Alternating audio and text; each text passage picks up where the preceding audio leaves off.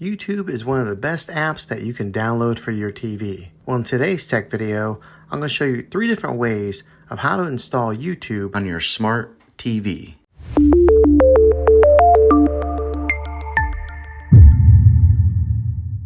It can be really frustrating if you want to watch some of the great content that is on YouTube and you find that your TV is unable to download it. If your TV is an older model of smart TV, then it could prevent you from downloading this app.